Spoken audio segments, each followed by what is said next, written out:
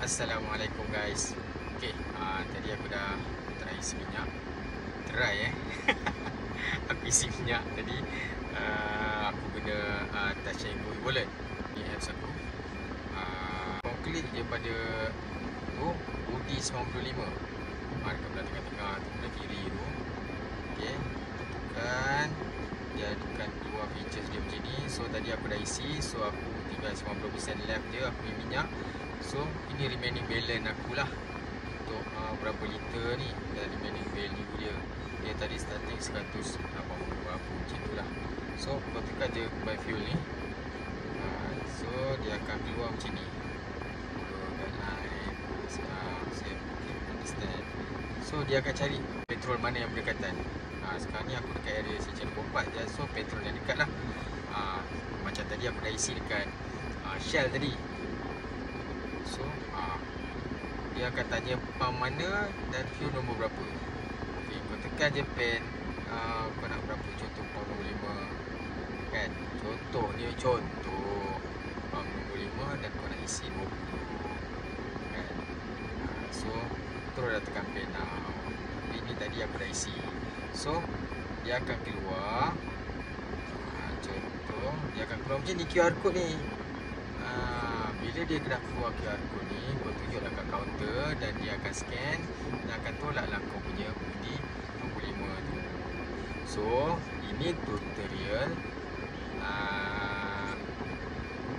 macam mana kau nak isi minyak. Dan okay, ini aku punya ni balance dia lah. Tadi aku dah isi dekat Shell Jalan Gemilang, Taman Seri Muda. So dia punya dia punya liter aku 10.050 liter dan harga dia RM20. Tetapi korang jangan confuse pula nanti. Pasal apa?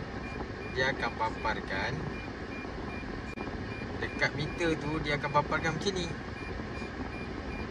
RM2.60 seliter pula. Sedangkan dia RM1.99. Jangan confuse. Kerana macam tak aku tadi lah, aku bayar RM20.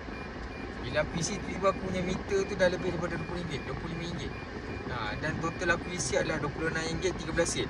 So bila aku tengok balik, patutlah dekat meter tu dia detect RM2.60 seliter. Tetapi jangan confuse, kerana liter yang aku isi tu sama, 10.050, sama dengan budi RM1.99 liter yang aku bayar RM20 tadi.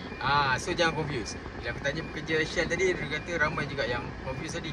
Bang, saya bayar untuk ni RM2.60, sedangkan dia tak isi lagi. Yang dah isi pula, dia kata bang, saya bayar ni tapi kenapa lebih pula. So jangan confuse.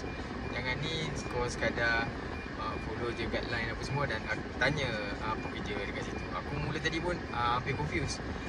Dan itulah bagi aku sebenarnya, kalau nak ikut penggunaan cara nak pakai e-wallet boleh, nak pakai IC pun mudah sebenarnya, tak ada masalah. Cuma confuse dia dekat sini je lah, pasal dekat dia tak display pun yang UDI punya tu yang ada subsidi RM1.99. Dia display terus yang RM2.60. So sekiranya perkara ni memudahkan rakyat ataupun tidak, mana yang korang setuju, boleh komen.